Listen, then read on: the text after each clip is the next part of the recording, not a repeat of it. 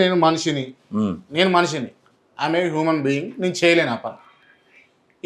ఇప్పుడు ఇక్కడ కెమెరా తీస్తుండు కదా, ఈ పర్సన్ కూడా చేయలేరు. బహుశా మీరు దైవ స్వరూపులు కావచ్చు, మీలాంటి వాళ్ళు చేస్తారు కావచ్చు అనుకుంటాను నేను. ఏం చేయొచ్చు? అడ్వాన్స్డ్గా ఉండొచ్చు, అడ్వాన్స్డ్గా ఉండి థింక్ చేయొచ్చేమో అని నా ఆలోచన.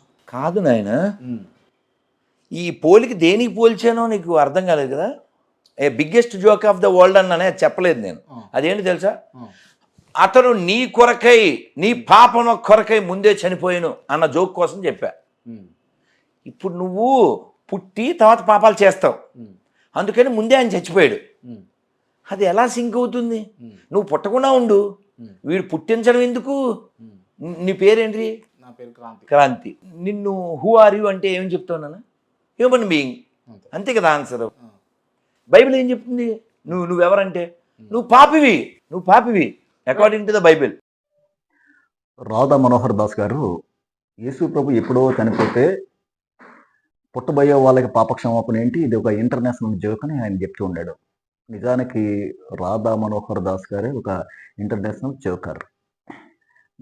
ఒక విషయాన్ని మనం పరిశీలన చేస్తే, ఒక ఎగ్జాంపుల్, ఒక ధనవంతుడు తన ఆస్తిని తన పిల్లలకు, పుట్టబోయే పిల్లలకు హక్కుదారులని ఏదైనా వీలునామా రాస్తే, మరి ఆ పుట్టబోయే వారసులకు ఆ ఆస్తిలో హక్కుదారులు అవుతారా లేదా?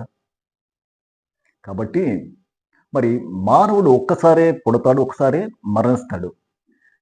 మరణించింది శిలువలో మనిషి కాదు, దేవుడు రక్తానికి ఎక్స్పైరీ డేట్ ఉండదు.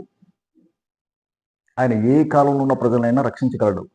కాబట్టి ఇక్కడ అపోస్తలుడైన పౌలు చెప్తూ ఉంటాడు, హెబ్రీయులకు రాసిన పత్రిక 9వ అధ్యాయం 27-28 వచనాల్లో, మనుషులు ఒక్కసారి మృతి పొందవలెనని నియమింపబడెను, ఆ తరువాత తీర్పు జరుగును. మనుషులు ఒక్కసారి పుడతాడు, ఒకసారి మరణిస్తాడు భౌతికంగా. మరి 28వ వచనంలో, అలాగుననే క్రీస్తు కూడా అనేకుల పాపమును భరించుటకు ఒక్కసారి అర్పింపబడి తన కొరకు కనిపెట్టుకొని ఉండి వారి రక్షణ నిమిత్తము రెండవసారి ప్రత్యక్షమగను అంటాడు. యేసుక్రీస్తు ప్రభువారు ఒక్కసారి ఆయన శిలువ మరణం, ఆయన చిందించిన రక్తం మరి రాబోయే తరాల్లో, యుగాల్లో మనుషులందరికీ వర్తిస్తుంది. ఆయన ఎడల విశ్వాసించితే అని హెబ్రీ గ్రంథకర్త చెబుతూ ఉన్నాడు ఇక్కడ.